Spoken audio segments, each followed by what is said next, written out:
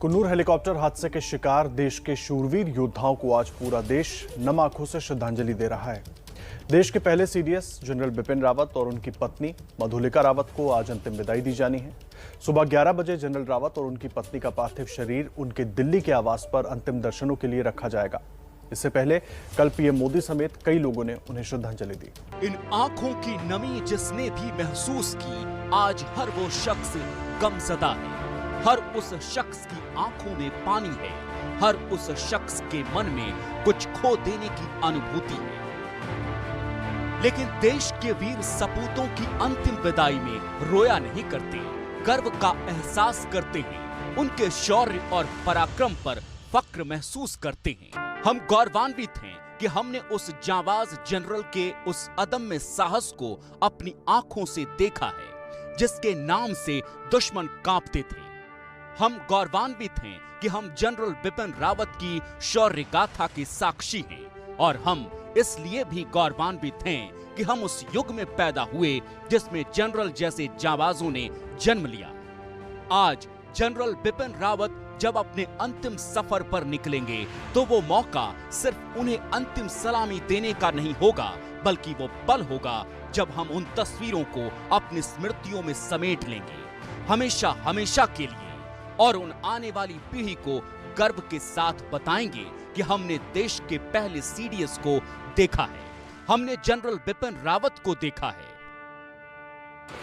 As the Chief of Defence Staff, I am fully confident that the Indian Armed Forces will leave no stone unturned to safeguard our frontier, be it at land, in the air or in the ocean.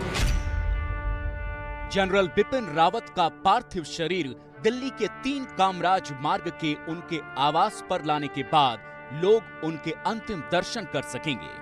General Bipin Rawat के साथ साथ उनकी पत्नी मधुलिका रावत के पार्थिव शरीर को भी अंतिम दर्शन के लिए रखा जाएगा। सुबह 11 बजे पार्थिव शरीर को अंतिम दर्शन के लिए रखा जाना है। सुबह 11 बजे से दोपहर 12:30 बजे तक गणमान्य लोग उन्हें श्रद्धांजलि देंगे। दोपहर 12:30 बजे से 2 बजे तक सैन्य अफसर उन्हें अंतिम विदाई देंगे।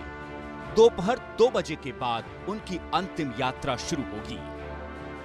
जनरल रावत की अंतिम यात्रा पूरे सैन्य सम्मान के साथ निकाली जाएगी, और इसके लिए जो इंतजाम किए जा रहे हैं वो भी अभूतपूर्व हैं। उनके पार्थिव शरीर को गन कैरियज यानी तोप वाली गाड़ी में रखा जाएगा। अंतिम यात्रा में जनरल के साथ उनकी पत्नी का भी पार्थिव शरीर होगा। यह अंतिम सफर उनके आवास से दिल्ली कैंट के बरार स्क्वायर तक होगा।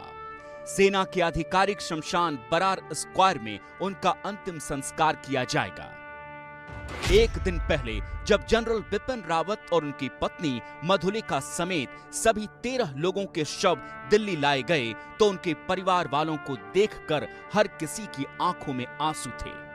जनरल बिपिन रावत की दोनों बेटियां कृतिका और तारिणी खुद को संभाले हुए चुपचाप वहां खड़ी थीं, लेकिन अपने माता पिता को एक साथ खो देने का गम क्या होता है, ये हर कोई कहां समझ सकता है। प्रधानमंत्री नरेंद्र मोदी उन्हें श्रद्धांजलि देने खुद पहुंचे थे। उनकी आंखों में भी सूनापन साफ नजर आ रहा था। परिवार के बुजुर्ग की तरह उन्होंने जनरल रावत की बेटियों को ढाढ़स बंधाया और ये भरोसा दिलाया कि पूरा देश हमेशा उनके साथ है।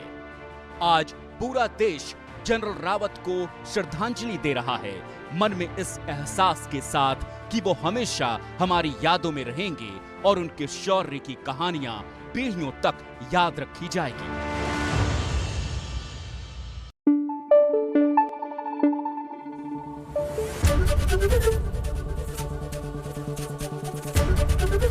एबीपी न्यूज आपको रखे आगे।